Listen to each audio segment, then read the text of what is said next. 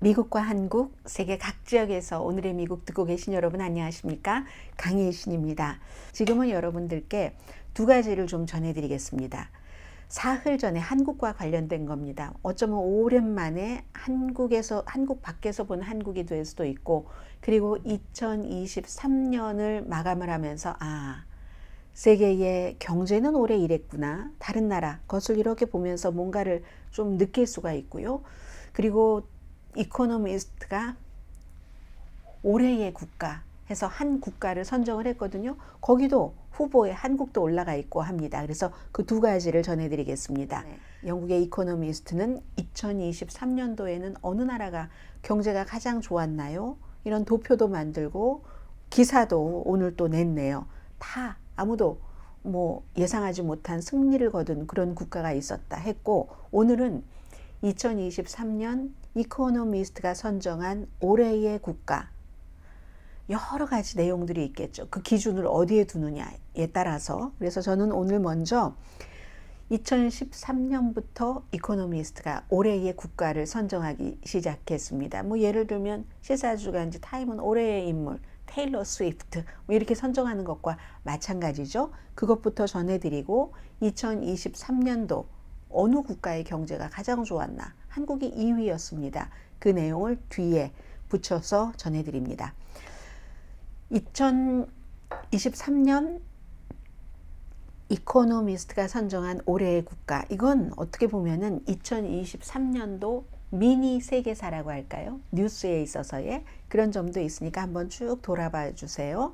저도 여러분들과 이 기사를 쭉 보면서 많이 전해드렸었던 내용이 있네 하고 했는데 한번 돌아보시죠. 역사가들은 2023년을 인류에게 행복한 해로 보지는 않을 겁니다. 전쟁 여기저기서 불타올랐고, 독재 정권은 허풍들을 떨었고, 많은 나라에서 독재자들이 법을 무시하고 자유를 억압했습니다. 이코노미스트가 매년 올해의 국가상을 선정하고 이럴 때 정말 암울한 배경이어서, 심지어 이걸 쭉 이코노미스트에서 그 전문가들이 선정을 할 때요, 차라리 무슨 현실과는 거리가 먼 헐리우드에 정말 돈 많이 번 영화 있잖아요. 핑크빛으로 예전에 라라랜드가 어두웠을 때 딱 그 영화가 나와서 인기가 있었는데, 이번에 바비, 핑크빛의 바비를 우리가 선정해야지 되는 게 아닌가? 이런 제안까지도 나와 있었을 정도라고 얘기를 했습니다. 그 정도로 암울했다고 하는 건데, 만약에 올해의 국가, 이 상을 지금 공포와 같이 살고 있는데 그런 평범한 사람들이 너무나 대단한 회복력을 보여주고 있다. 그러면 우크라이나에 돌아갔을 것이다. 우크라이나 아니라는 얘기예요.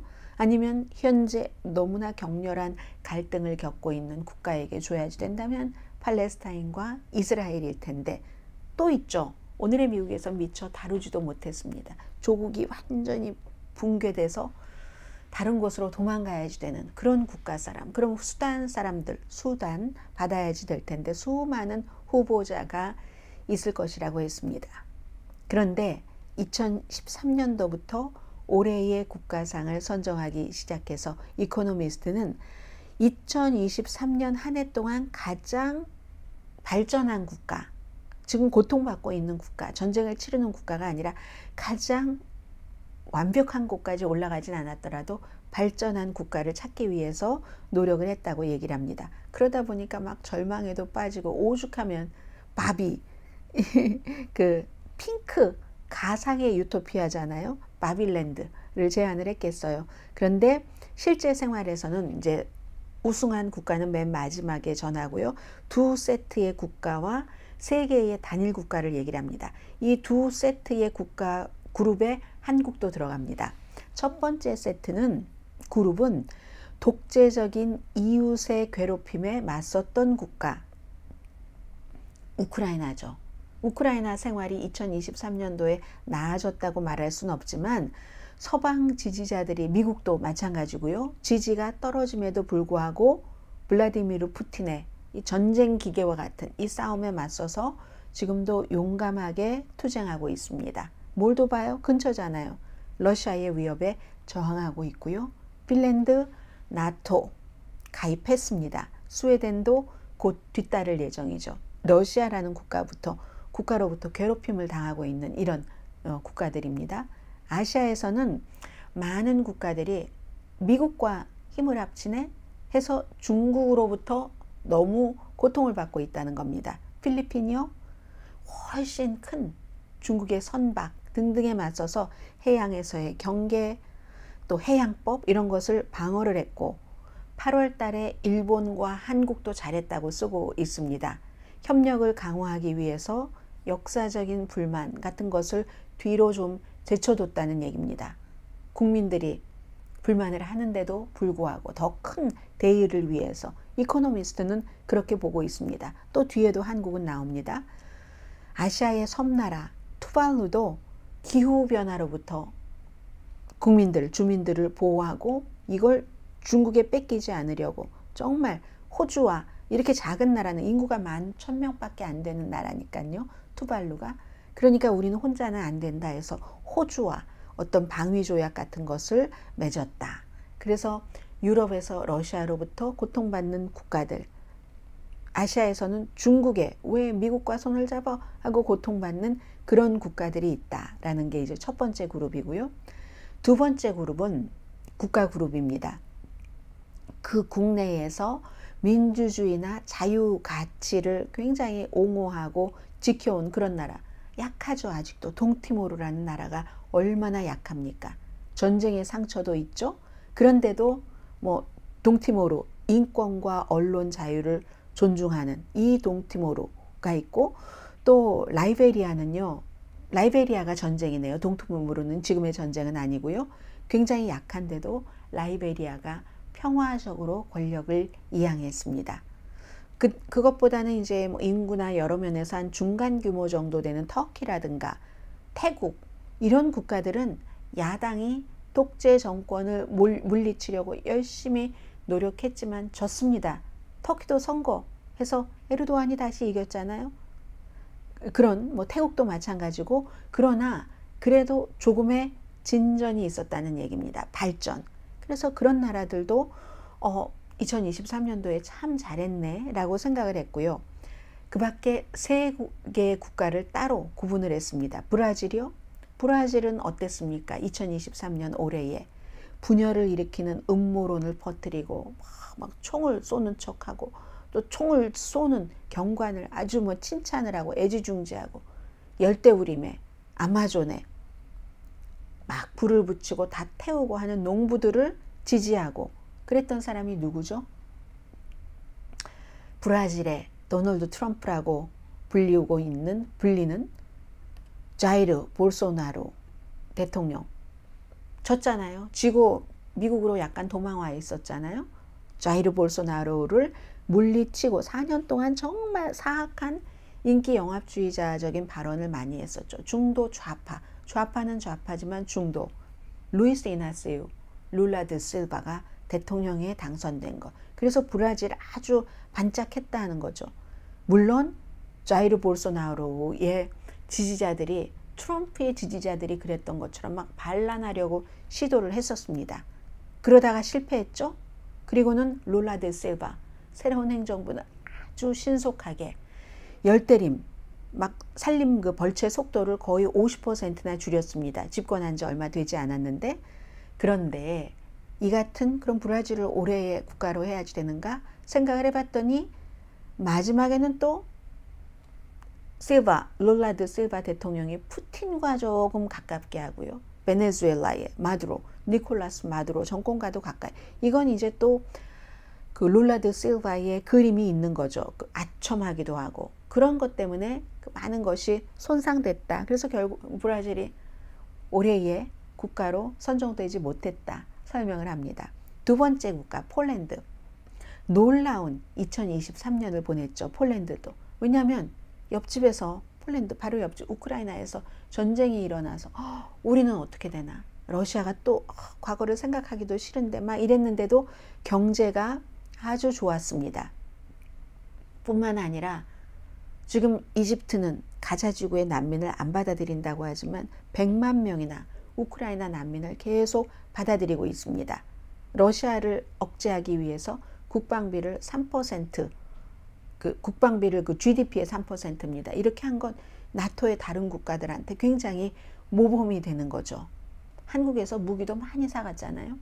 우크라이나를 자신들의 무기를 먼저 줬기 때문에 무기고를 채워야지 되니까 본보기다 여러 가지로.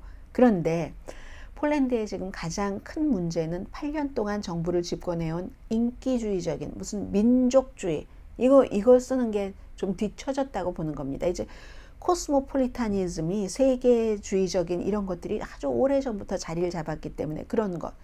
그래서 법원의 독립성도 좀 침해했고 정권이, 그리고 언론은 어떤 그 국영 언론을 하수인처럼, 정권의 하수인처럼 했고, 그래서 10월 달에 유권자들이 뭐 야당을 지지하기 위해서 뭐 여러 가지 행동을 한 것도 있지만 이제는 이제 연립정부의 초기 단계다. 아직은 올해의 국가로 폴란드가 선정되기는 조금 이르다 하는 겁니다. 근데 이제 이게 성숙하면은 내년에는 올해의 국가로 폴란드가 선정될 수도 있다라고 얘기합니다. 그러면 이제 세 번째 마지막 남은 국가가 2023년도 올해의 국가, 가장 2023년도에 발전한 국가, 그리스입니다. 그리스. 10년 전에 그리스가 이렇게 살아나리라고 누가 상상을 했겠습니까? 완전히 빚이 너무 많아서 불구처럼 돼버렸고, 월스트리트에서는 뭔가 가장 최악의 비교를 할 때 그리스를 딱 얘기를 했습니다.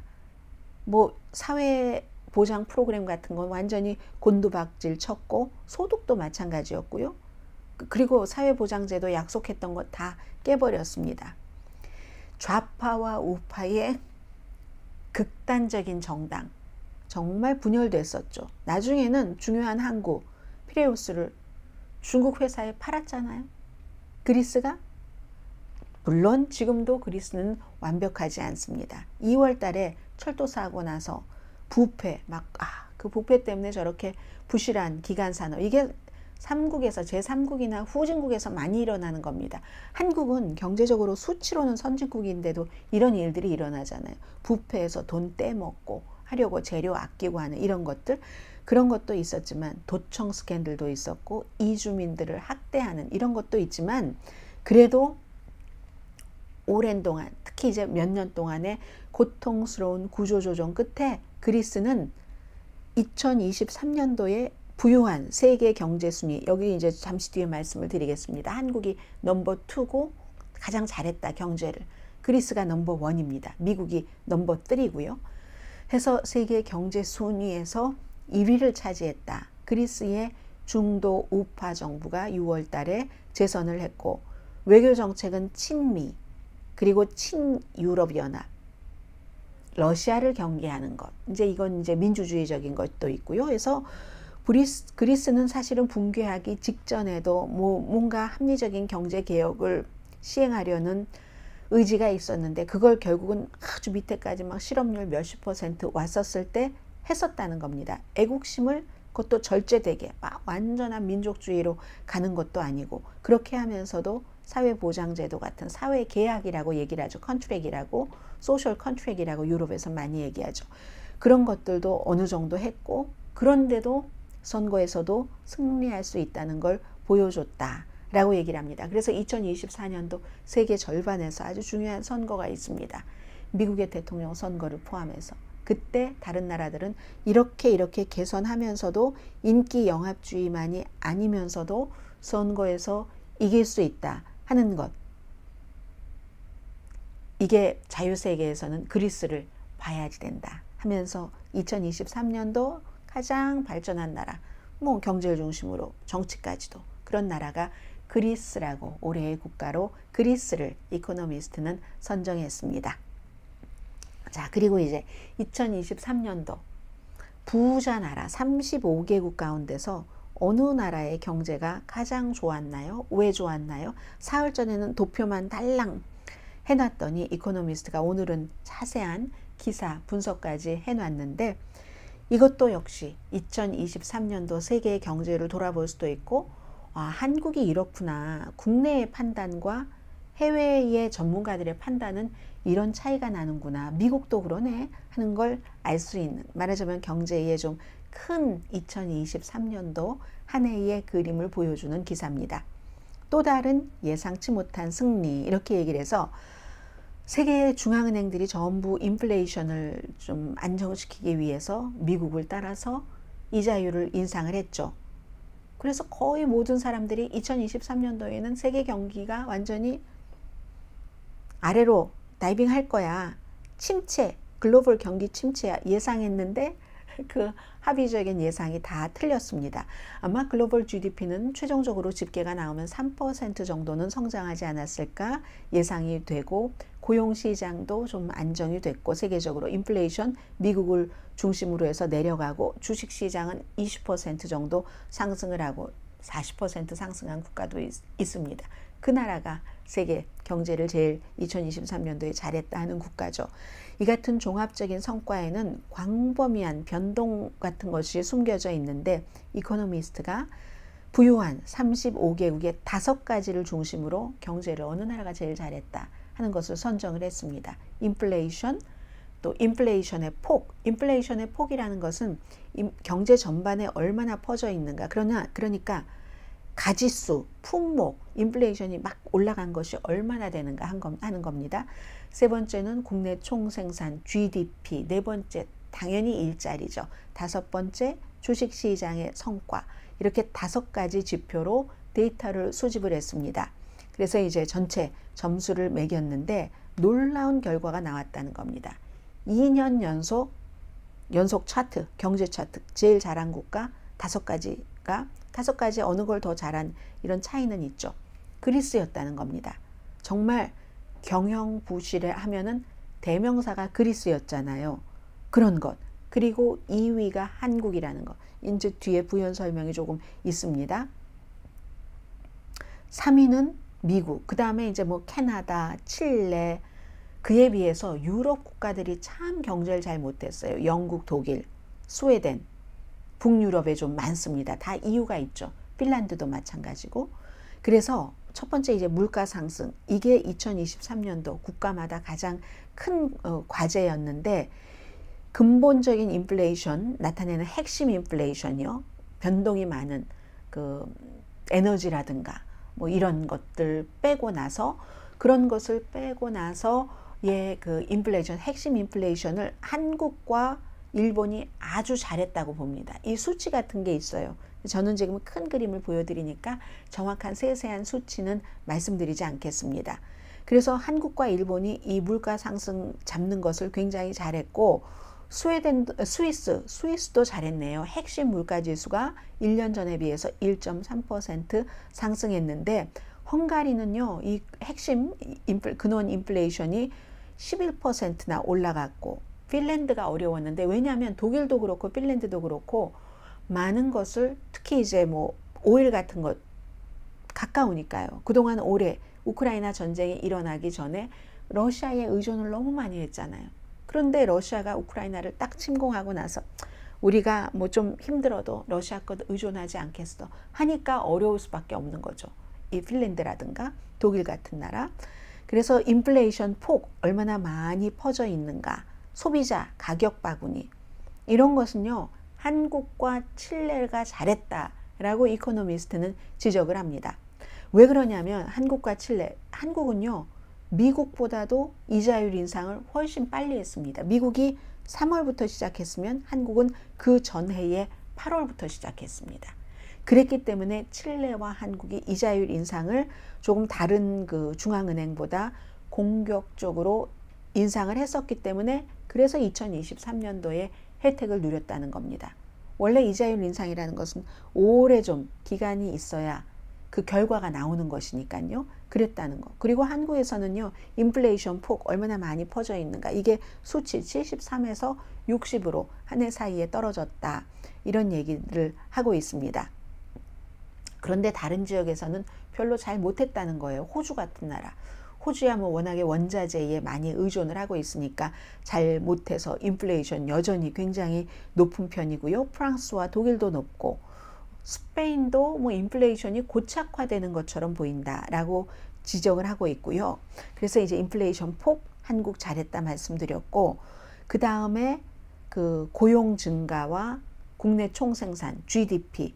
이건 이제 이 두 가지는 이 경제라는 게 그냥 거시적으로 수치로만 얘기하는 게 아니라 국민에게 얼마나 좋았나 이걸 이제 암시를 한다고 보는데 눈부시게 잘 된 곳은 이 세상 어느 나라에도 없었더라 라고 얘기를 합니다. 전 세계적으로 좀 생산성 증가율은 약했기 때문에 GDP 증가도 조금 제한적이었다 하는 것은 얘기를 하고요. 그리고 실제로 GDP가 그럼 줄어든 나라도 있어요. 야, 아일랜드는 4.1% 내려가서 최악 GDP가 감소한. 근데 아일랜드는 사실은 이 GDP를 계산하는 그게 굉장히 복잡하다고는 들었습니다. 이것도 역시 러시아 주변 국가들, 러시아에 많이 의존을 하고 러시아와 무역 거래를 했었던 나라들이 피해를 많이 봤죠. 에스토니아 나쁩니다. 영국과 독일은 이제 에너지 가격 때문에 러시아와 많이 했었으니까. 또 게다 대고 중국 수입차와의 경쟁, 독일 차들과 중국 차들 막 경쟁이 많으니까 그렇고. 영국은 왜 그렇겠습니까? 우리는 영국이 아주 거만한 게 있잖아요. 니들과 같이 유럽연합. 우리는 우리가 왜 손해를 봐? 우리가 혼자 가야지 하고 브렉시트에서 탈퇴한 여파가 있는 거죠. 영국은 앞으로도 한동안 좀 이런 경제적인 어려움이 있을 것으로 예상이 됩니다. 그리고 나서 극복이 되면 maybe 한 10년쯤 뒤에 그리스처럼 극복이 되면 좋은 것이고 아니면 그때 괜히 그랬어 라고 생각을 하겠죠. 여기서 아주 좋은 GDP도 그렇고 고용시장도 그렇고 좋은 나라는 미국입니다. 미국. 물론 미국이 이렇게 여러 가지가 좋았던 것은 2020년, 2021년 팬데믹 때 경기부양책을 너무 많이 썼으니까. 트럼프도 그랬고 바톤을 이어받은 바이든도 그랬고 그런 것들이 있을 수도 있겠죠. 그래서 미국처럼 경제 규모가 큰 국가는 다른 옆에 있는 국가까지 같이 끌고 올라갑니다. 그래서 캐나다도 미국의 덕을 좀 봤죠. 캐나다도. 이스라엘도 마찬가지입니다. 미국과 여러 가지 거래, 특히 이제 테크놀로지 분야에서 많은 거래를 하니까 이스라엘도 전체 순위에서 4위를 차지한 겁니다. 그리스, 한국, 미국, 이스라엘 이런 식으로. 그런데 그러면 뭐 합니까? 하마스와 전쟁을 하면서 미래 2024년도 이스라엘의 경제 전망은 불확실해졌다는 것 이코노미스트가 지적을 합니다. 그리고 사실은 주식시장의 경우는요. 인공지능 혁명으로 미국이 이득을 얻을 준비가 딱 돼 있죠. 미국이란 나라 한 중간 정도 성과는 있었습니다. 그에 비해서 호주 시장은 아주 나쁘죠. 원자재 중심 그런 것으로 가득하니까 호주는 나빴고 핀란드의 주식시장도 핀란드의 그 선두기업이 노키아잖아요. 노키아 주식이 참 이렇게 쳐다보면은 어쩜 그렇게 느리게 아주 길고 지루하고 느리게 하락세를 지금 이어가고 있습니다. 그에 비해서 주식시장은요. 일본이 잘했다고 봅니다. 일종의 일본은 주식시장의 르네상스를 경험하고 있다라고 하는데 그 이유가 있어야지 되겠죠. 아주 기업 지배 구조를 개혁하는 게 마침내 finally 결실을 맺고 있다. 그래서 주식시장이 잘 되고 있다는 얘기입니다. 2023년도 최고의 주식시장 실적을 보인 국가에 속합니다. 일본은 20% 상승. 그런데요. 여기서도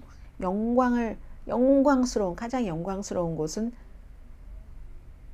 그리스라는 거죠. 그리스하고 일본도 수천 마일 떨어져 있겠네요. 그리스는요. 주식시장의 실제적인 가치가 40%가 증가했습니다.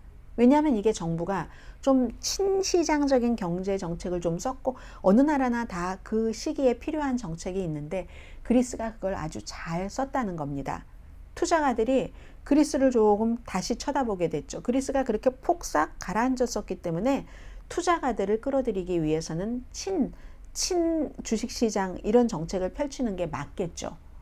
그러면 하려고 하면 누군가 그거 이래서 안 돼요 저래서 안 돼요 하면 딱 뭔가를 깃발을 들고 있는 사람이 용기 있게 해나가야지 되는데 그리스가 그걸 아주 잘 해서 투자자들이 그리스의 기업을 새롭게 바라봤다는 겁니다.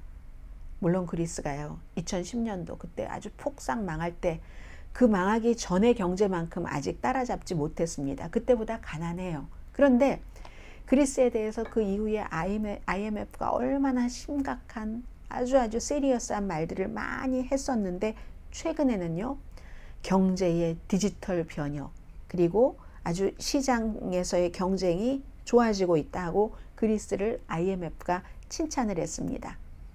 그래서 이코노미스트가 얘기를 하는데, 뭐 러시아 문제나 등등으로 좀 여러 가지 실력이 경제 문제에서도 좀 나빴던 핀란드는 올해 크리스마스 연말연시에 혼자 혼술 같은 것 뭐 이런 거를 해야지 될지 모르지만, 그러면서 그리스를 스스로를 위로하면서 뭐 이렇게 그리스를 좀 쳐다봐야지 된다라고 얘기를 했습니다. 펜츠 드렁크라고 하잖아요. 이렇게 혼자 막 그런 술 마시면서 슬퍼하고 막 이러는 거요. 나머지 세계는 참 그리스를 쳐다보면서 가장 가능성이 낮았었던 그런 그 그리스가 이렇게 올랐네 하면서 우조, 그리스 뭐 열매로 만든 그 술, 우조로 축배를 들어야지 된다. 그리스 술로, 아니스 열매로 만든 그리스 술로.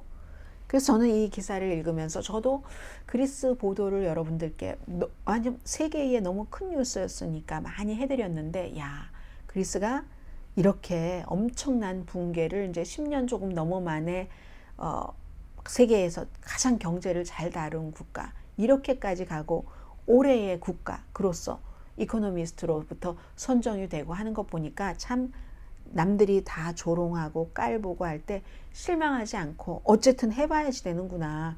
목표를 정하고 그걸 향해서 누가 욕을 하거나 말거나 해서 이뤄야지. 이런 새해 다짐을 다 하게 됩니다. 자, 여기까지 한국 뉴스도 있었고 그리스 뉴스도 있었고, 올해의 최고의 국가 그리스, 경제 가장 많이 잘한 국가 그리스 전해드립니다. 내일 오늘의 미국 정규방송 시간에 뵙겠습니다. 강혜신이었습니다.